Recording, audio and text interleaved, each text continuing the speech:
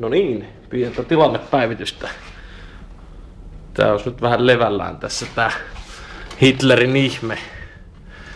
Ja vielä sellaista kolinaa oli tässä etupäässä.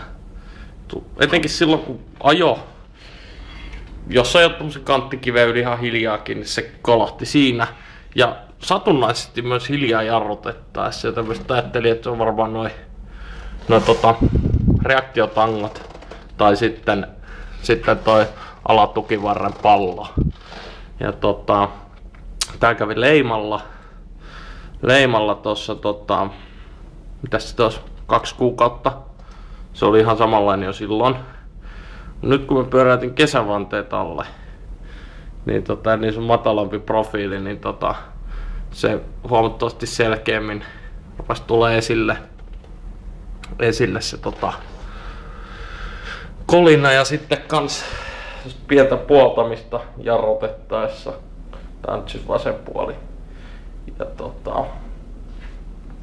katsuri ei löytynyt mitään, se sanoo.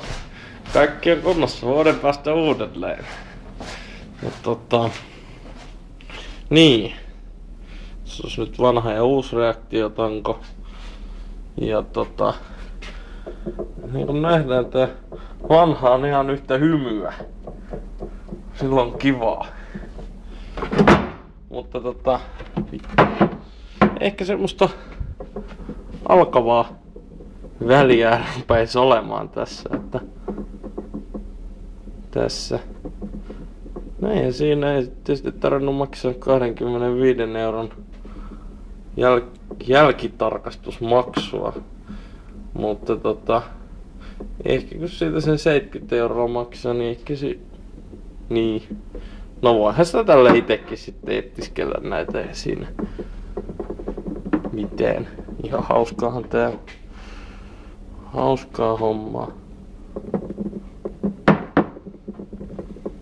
Mutta tää uusi on vähän erilainen. Tää ei tässä